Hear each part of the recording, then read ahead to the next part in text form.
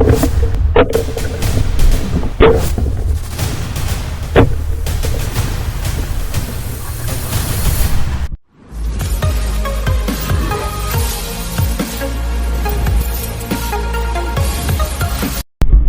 adventure na naman tayo mga kasagay sa ating pamamana. Yung spot natin ngayon ay dito lang sa tapat ng purok namin. Solo dive na naman tayo ngayon dahil sa wala tayong nahanap na kasama na mag-spear fishing. At sana may swerte sa ngayong madaling araw. At yun, sa mga bago pa lang sa aking YouTube channel ay paki-subscribe naman mga kasagay para ma-hit natin yung 1K subscriber. At paki-hit mo na rin yung notification bell nang sa gayon ay lagi kang updated sa mga bago kong video na ina-upload. At yan mga kasagay, abang-abang lang sa pag-dive natin at kung anong mahuhuli natin.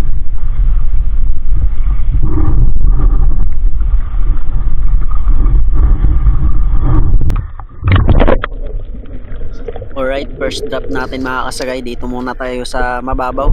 At dito nga nakakita tayo ng isang globefish o tagutungan. Putik naman kung tawagin dito sa amin. At maliit pa. Pero sa ibang lugar ay kinukuha na yan. At sa bandang unahan, ito nakakita tayo ng isang alimasag. Malaki na. Iwan ko lang kung kinakain ba ito. Paki-comment na lang mga kasagay sa comment section kung kinakain ba ito para sa susunod nating dive ay makakuha tayo. At sa pangalawang pagsisid natin, ito nakapana tayo ng isang klase ng lapu-lapo. At hindi na natin nakuha ng actual na pagpana dahil nahuli tayo ng pag-open ng ating camera. Malapad-lapad na rin, siguro nasa 500 grams na ito mga kasagay. At salamat sa taas at naka-isang isda na tayo. At ito isang nakasandal na tagbago. Ayun, sapul kang tagbago ka.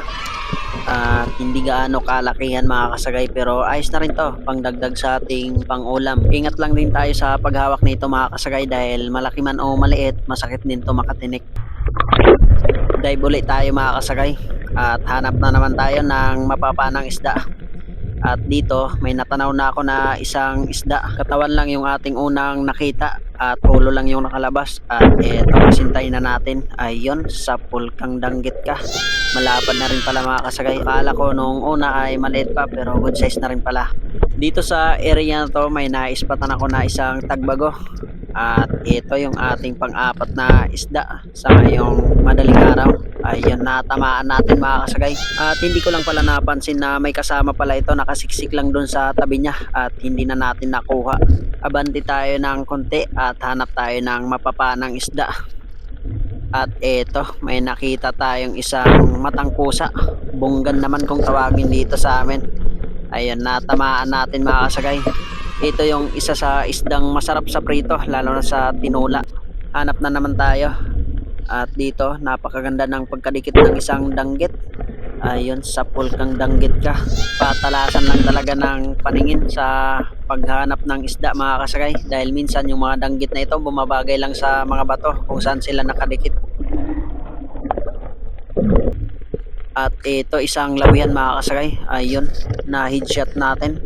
Yun nga lang ay sumabit yung ating shop sa butas. At natagalan ako bago ko ito na-recover. At nag-resurface muna ako. At ito na nga, binalikan na natin. At dito sa puntong ito ay natanggal ko na. At salamat sa taas at nakadagdag pa tayo ng isda. At dito manitis yung ating inasinta. Ayun, napakaganda ng pagkatama natin. Na-span shot natin mga kasagay at hindi na nakapalag pa.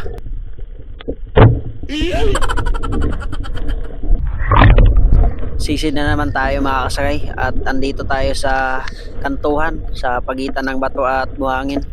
At dito malayo pa lang ay natanaw ko na yung dalawang danggit at ito yung ating aasintahin at dadalawahin natin kung tatamaan ba natin yung isa. Hindi kasi sila nakabalagbag at yun, inasinta na natin at nadalawa natin mga kasagay.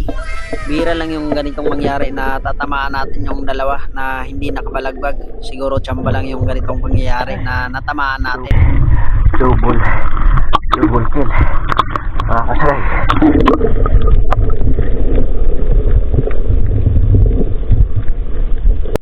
Dito may nasinta tayong isang manitis. Yun nga lang ay hindi natin tinamaan. Buti na lang nag-reload agad tayo dahil may natitira pa tayong hangin. At may nakita tayong isang danggit sa unahan. At dito na lang yung ating papanain.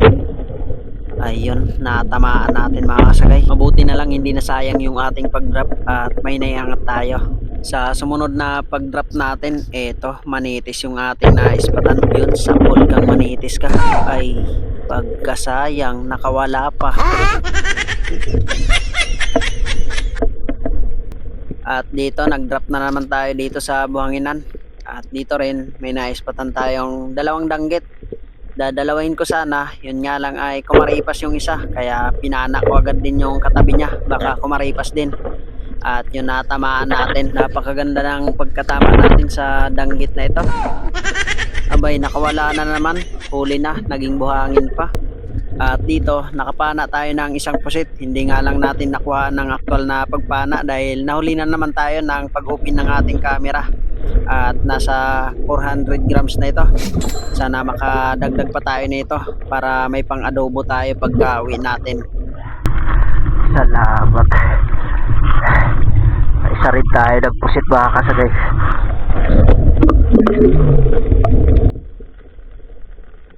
Oh no! Dito, manitis na naman yung ating naispatan. At mukhang napakailap at pinabol-habol pa tayo. Pagka ganito talaga sila ay mahirap nating patamaan. Kaya hayaan na lang natin kung hindi talaga para sa atin. Ito, dalawang manitis at asintayin na natin to. Ay, sala na naman mga kasagay.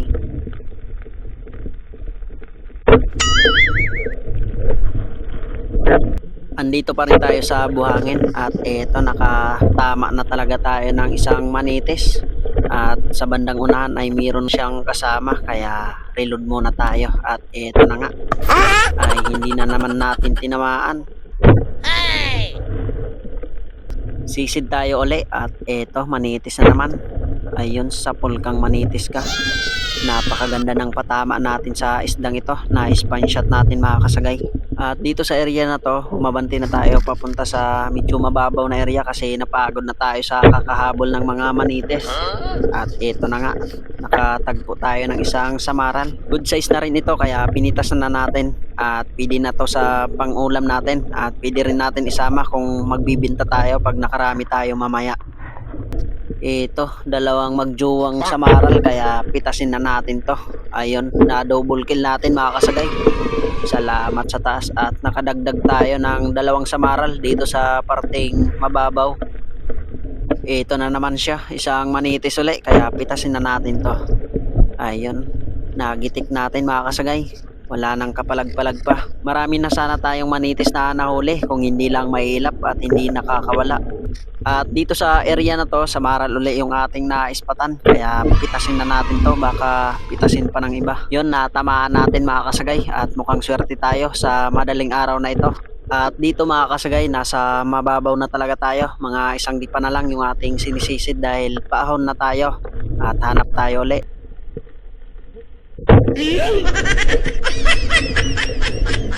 At ito na yung ating huling dive mga kasagay. At nakapana tayo dito ng isang malapad na ring samaral. Lapad mga kasagay oh. Malapad ah. Isang danggit. Ahon na tayo mga kasagay. Maliwanag na.